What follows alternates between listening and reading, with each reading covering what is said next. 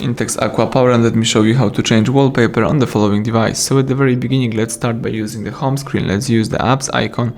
Here you need to find and select the settings. Scroll down again, and here let's find display. Alright, so from the display let's find and select wallpaper, and you can use wallpaper from your gallery, from live wallpapers, or from wallpapers from INTEX. So let me choose the special wallpaper folder, and here you can use one of the following wallpapers. So in my case, let me use, for example, the following one.